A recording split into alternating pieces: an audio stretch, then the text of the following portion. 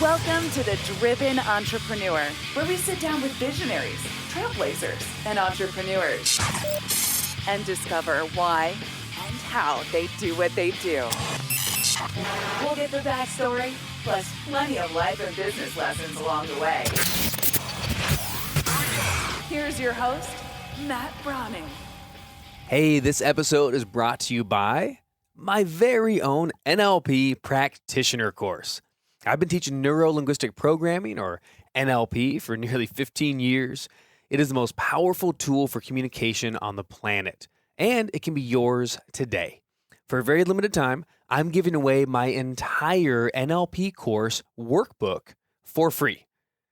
Go to nlpwithmatt.com. All the patterns, all the tools, and the techniques of NLP in the complete course workbook, the same one that we use to teach our live certification classes, yours free. nlpwithmatt.com. Get it today. Let's get back to the show. What's up? Welcome back to The Driven Entrepreneur. I don't know why I start episodes saying, what's up?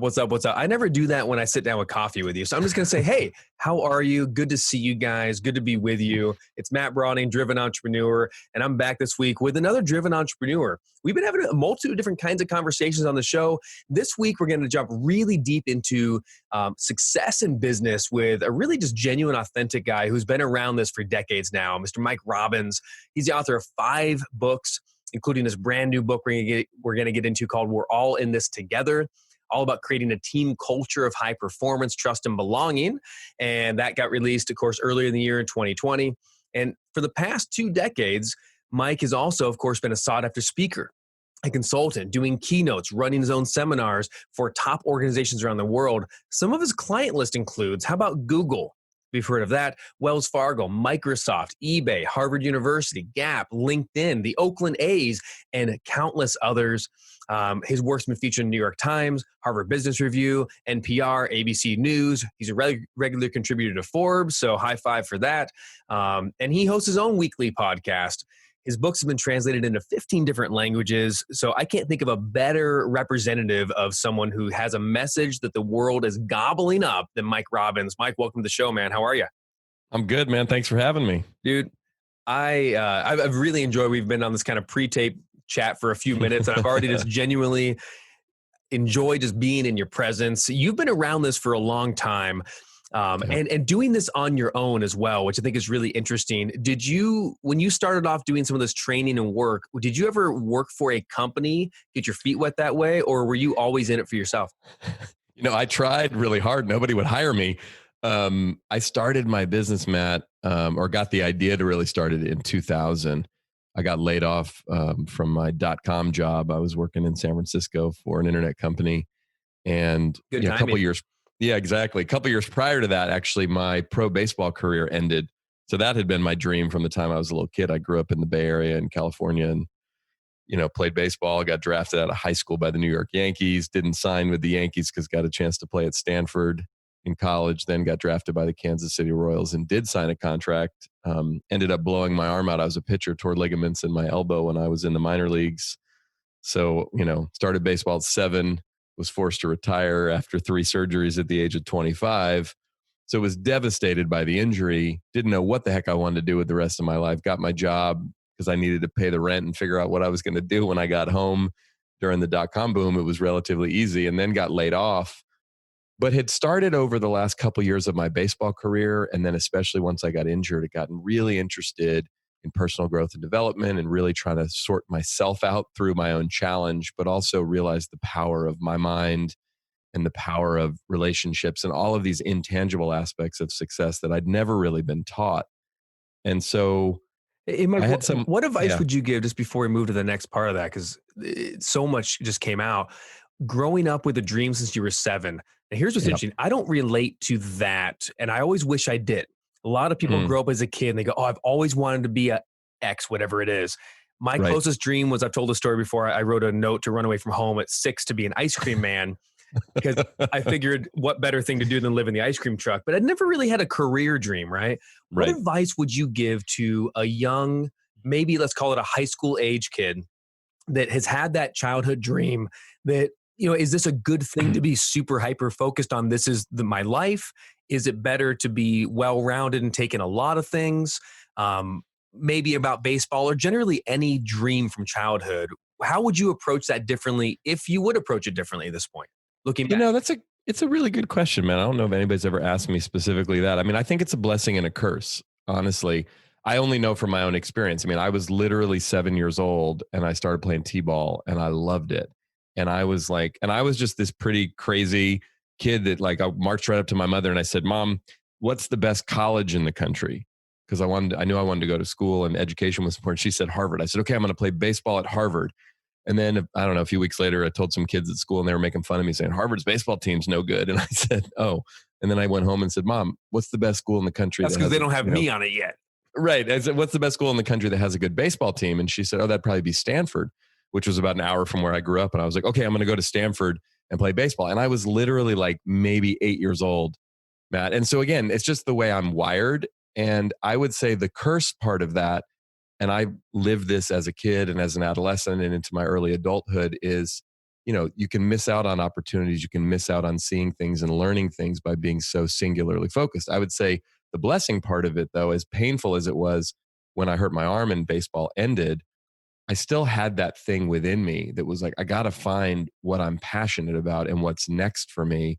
I knew that, online ad sales, what I was doing in the late 90s wasn't it, but I was searching for that. And it was like, I wanted to satiate that part of me that could get really passionate about something and really dive into it. So I think, look, if you're naturally wired that way, that when you're 7 years old or 10 years old or 15 or whatever, I want to do this for the rest of my life. Great. But it's also like you and I both know life happens and it doesn't really unfold the way we expect it to. So I think, we got to learn a lot about, resilience and about dealing with disappointment and failure in general. But we can set ourselves up if we decide when we're, a young kid, I'm going to do this. Because I was quite depressed for a few years and sort of disoriented by not knowing. I mean, I'd been Mike the baseball player from the age of 7. And it became my identity. And so when that got taken away, I had to really do some deep inner work to go, wait a minute, who am I without this? Obviously, there's much more to life than playing baseball. And I'm much more than just a baseball player. But even though I knew that rationally and I was relatively intelligent enough to know that, I didn't know that emotionally. And that was part of what really pushed me in the direction of, hey, I need to do some deeper, more, inner work to figure myself out. It's like our friend Tony Robbins says, it's like, learning the science of achievement is one thing, but the art of fulfillment is something totally different. And, being successful without being able to enjoy it is actually really failure. Wow. So the advice today then is, if you were to go back, I think when you talked about identity, Yeah. I think that's so interesting because intrinsically, yeah, your identity is so much greater than Mike the baseball player. But Yep. practically, it actually hadn't been, it sounds like, right? Practically in Right. time management, everyday life, the majority of your thoughts, behaviors, actions, lifestyle was around that. So Totally. So would you, because I think singular focus can be really good for achievement for sure. When Yep. you look at something now, let's just kind of go today, let's go into business. Do you Yep. look at that success as singular focus now and kind of identity, or do you, because you know your identity is greater and bigger and more robust, and you are so much more than what you do, Yep. does that filter into your life and your calendar throughout the week? Do you do a lot of different things, or are you kind of still primarily focused on something? It's funny. I would say in my DNA, there's still a lot of that singular focus. So it's still a constant practice for me to have to expand. I mean, one of the big lessons that I learned through baseball that ultimately is what kind of drove me into speaking and coaching and became the key message that I started to share my story. And I still, 20 years later, will still often share aspects of this was, I spent all those years playing, Matt, and I was actually really good, but I didn't give myself hardly that much credit because I spent most of my time thinking I wasn't good enough, comparing myself to everyone around me and literally like holding my breath, hoping that I didn't screw it up because it was such an intense competitive environment that it wasn't until I finally hurt my arm and I realized baseball was over that I was like, oops, damn, I think I missed the point. Like I was able to step back without arrogance and go, I was good at that. Geez, I wish the only regret that I had was that I didn't fully enjoy it. And I think that to me is a very universal challenge that a lot of us face as entrepreneurs, as people who are interested in success. It's like, how can we be focused on the next step, the next level, the next achievement, whatever it is, genuinely, but also be able to appreciate where we are. And often really in enjoying life, the ride. yeah, often in life, we don't appreciate what we have until it's taken away. Right. And then we go, ooh, it could be love. It could be health. It could be, something that we enjoy, even just day-to-day activities as we've learned throughout this year or whatever. It's like, oh, wow, I didn't realize how important that was until I couldn't do it anymore or until I didn't have it. And so part of my practice has been, and this became the focus, like my very first book that I wrote came out back in 2007. It's called Focus on the Good Stuff. And a lot of my work, especially in the early days, was really about gratitude and appreciation. Can we appreciate what we have while we have it? Because at some level, without getting too philosophical, it's like everything's temporary, but we don't live like it is. We live, even our businesses, even our marriages, our families that are so important to us. It's like, look, this is temporary. This isn't going to last forever. So the question is, am I going to actually show up and not only achieve something great, but actually enjoy the achievement while it's happening? Even ironically and weirdly, can I enjoy some of the challenge or even some of the failure? Like, I learned a lot about failure in baseball, whether you follow baseball or not. There's a ton of failure in baseball, right? You get 3 hits out of 10 and you're a superstar. That's a lot of failing. Well, and think about like if you ever hit like, a no-hit game as a pitcher, man, like that's you succeeded. That was your biggest day, but that was the worst day for the entire other team. Like exactly. It wasn't just I messed up here and there. It was like nobody hit anything. Terrible. Yeah. You can learn a lot from the failure, certainly. For sure. What's your take right now on I guess maybe in the moment, right? Like utilizing that, because I think a lot of people listening, you've heard, there's no failure, there's only feedback and right. principles like that. I find those are very easy to understand consciously, very difficult to integrate emotionally. How do you approach that more maybe subconsciously, more emotionally, more in practice, if that makes sense? Really taking that on and not just saying it out loud on Twitter and then focusing internally at night going, I suck. Yeah. Look, it's hard. It's a practice. I mean, one of the things, so, I started my speaking and coaching business back in 2001. I get laid off. I had a mentor ask me this question, Mike, if you could do anything and you weren't worried about paying the rent or you weren't afraid you were going to fail and, all the questions, the sort of cheesy but important coaching questions, what would you do? And I was like, well, I would write and I would speak and I would try to inspire people. And he was like, well, great. You seem really clear. You should go do that. I'm like, now? And he said, yeah, why not? And I was like, well, because I'm 26 years old and I don't know anyone and nobody knows me and I don't know how the hell to do this. Like, what are you talking about? That sounds insane. And he was like, well, you could wait until you think you figured it out, or you could just go do it. And that's actually back to your question earlier about, did I go work for someone else? I looked for a company who could hire me. Could some training company, some organization, small or large, hire me, teach me some of how this business works, how I could get up in front of people and start speaking and coaching and doing the things I wanted to do. And nobody was hiring at the time. And one of the things that I realized, Matt, is I have an enormous amount of experience failing. I don't like it. It's not fun. It's not my favorite. But again, thinking back to all those years in baseball, gosh, I failed a lot and I hated failing, but I knew how to fail and I knew it wouldn't kill me. And so I thought to myself, okay, here's what I'm going to do. This was my business plan, because people were also like, go back to school, get a degree, get a master's or a PhD in psychology or in, organizational development, and that sounded awful to me. Like, I love to learn. I always hated school. Even though I had done well in school, I was like, I don't want to go back to school if I don't have to. Yeah, that's a good way to put that. I feel the same way. Yeah. Love to learn, hate school. But I was like, I'm going to give myself a year. I started January 2001. I'm going to start this business. I'm going to give myself 1 year. And I'm going to what I call design my own curriculum, which means I'm going to take whatever workshops or classes or listen to, books on tape at the time, or read books or meet people who are coaching and speaking and doing the kind of work that I want to do. I'll spend the whole year. At the end of the year, I'll probably be broken in debt. But if I went back to school, I'd be broken in debt. So what's the difference? I just wouldn't have a degree at the end. And if I can't figure out how to get this business off the ground, I will somehow or another find a job, because I know some people. I was in sales for a couple of years. I'll figure it out. That was kind of my idea. And my whole goal that first year was just like, make enough money to pay the rent so I don't have to go get a real job, and see if I can get this business off the ground. And if I can ask you this, you don't have to answer this specifically, but what financial state are you in, like in this moment at 26, you're about to start, are you like, hey, Because I think one of the questions is replacing income, and do I have Right. freedom to do that? So if you're making 200 grand a year as a corporate executive, it's a Right. lot harder in some ways to start a business. But man, like when I Well, started my speaking career, I was living in my buddy's trailer making $0. So totally. anything I did was so easy in a way. Where were you at? And because it's like I, that's your fallback situation. If it doesn't work, totally. all I need to do is make X. Could you speak to that a little bit?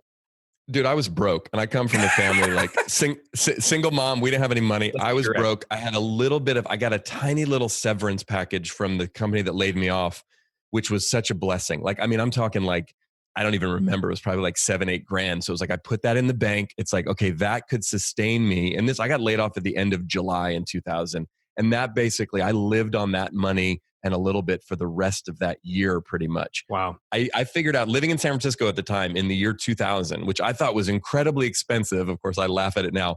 I figured I needed to make about $2,000 a month to pay my rent and cover my bills and expenses and have a little. And if I could make 3 grand a month, I could like go out and, have a few drinks and have some fun and maybe even take a girl out on a date. Like that was my mentality at the time. And so when I started in 2001, I was down to zero. I had no money. And I was like, I have to figure out how to make a couple $1,000s a month doing this coaching, speaking thing.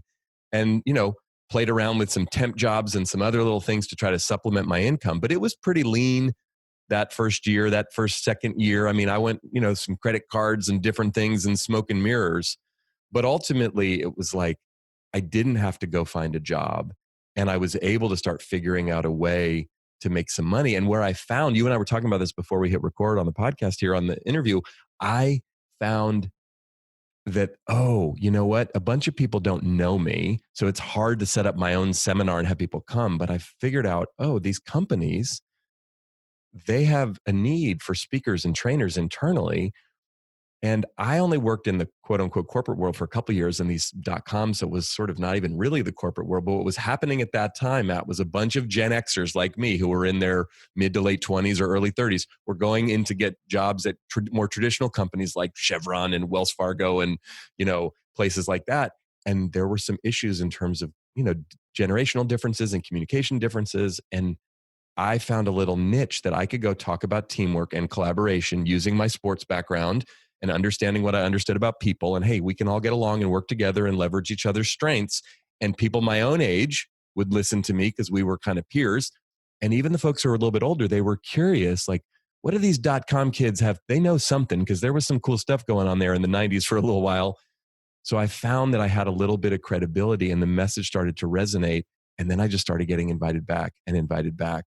And I was like, oh, I can actually build my speaking business inside the corporate world, not pretending to be some corporate guru that knows all about how corporate, because I didn't. But No, it's you like, have one little niche where you're like, I'm the teamwork guy for generations to collaborate. And I want to hone in on that for a second if I can, Mike, because you've done something and over the last 20 years been able to accomplish something that as we talk about it today, and it's interesting, you said 26. I started my speaking career at 26.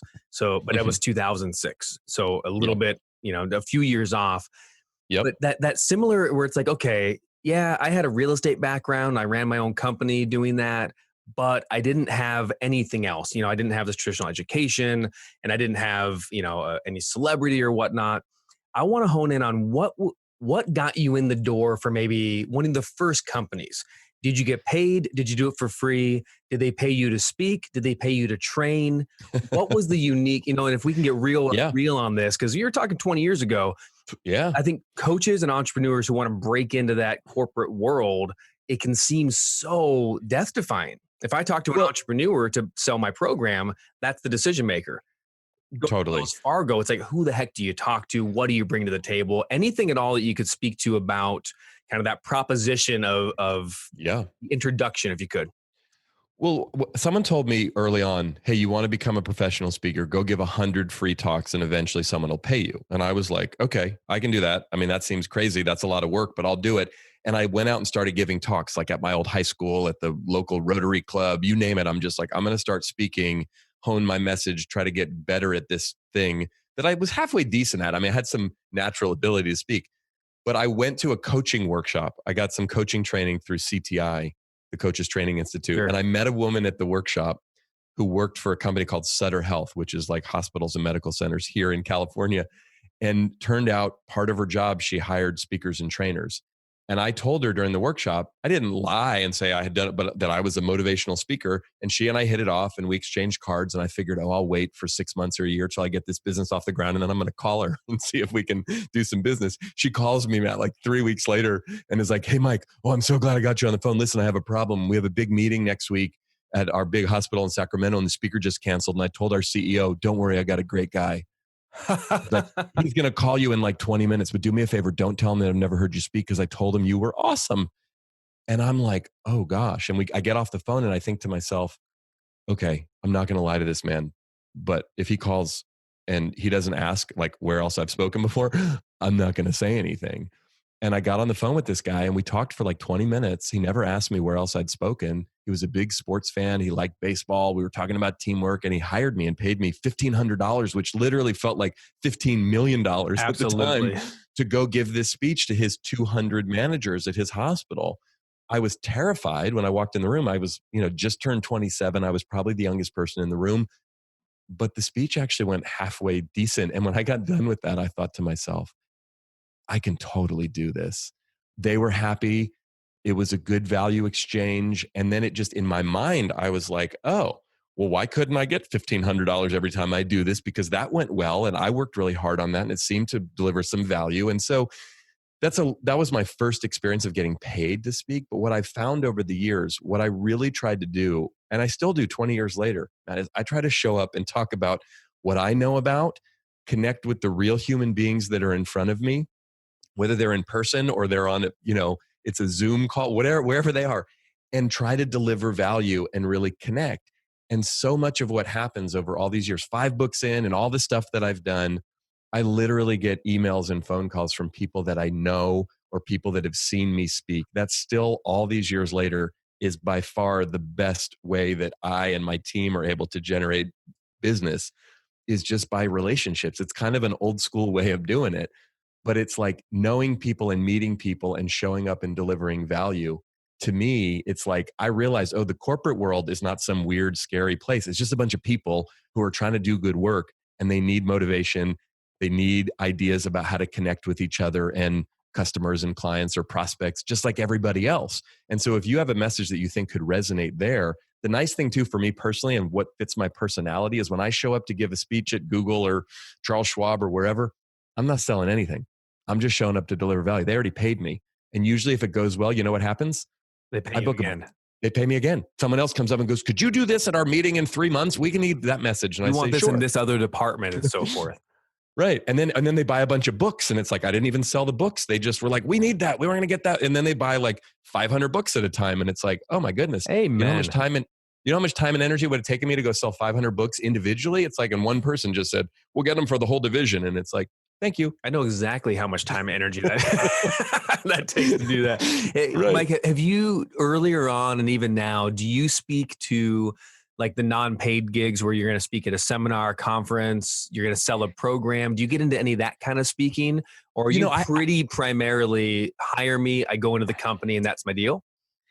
I'm mostly just hire me into the company. The truth of the matter is I've never been as successful or effective selling from the platform or even digitally, online marketing of programs and things. It's not that I don't have any of those. It's just I don't have as much. And so if someone invited me right now, hey, come on my stage, you can sell whatever you want.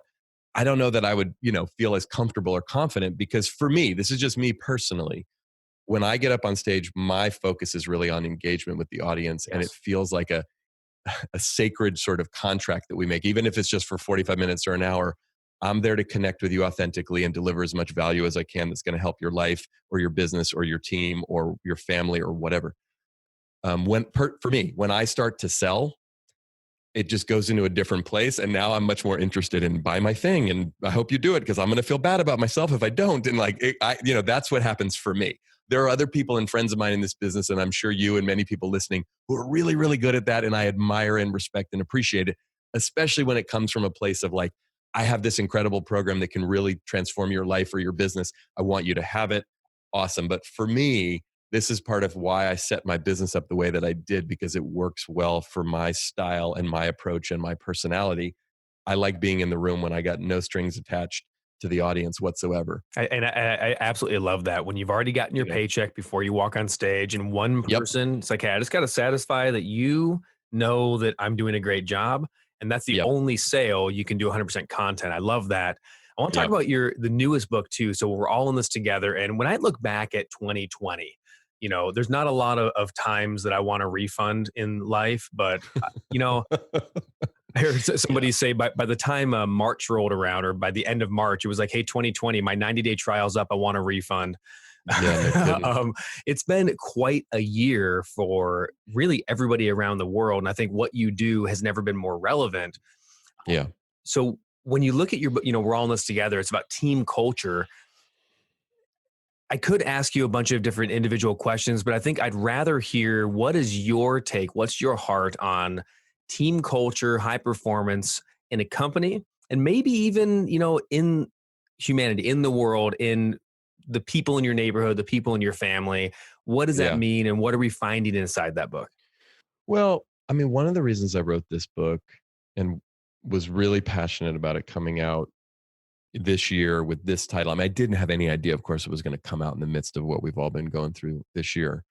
But every team that I've ever been a part of, back when I was playing baseball, when, I worked for a couple different internet companies, and in the last 20 years, as I've consulted with and worked with and spoken to a lot of teams, it's more the exception than the rule, Matt. But there's this thing that happens on a great team, and we've all been part of great teams in life.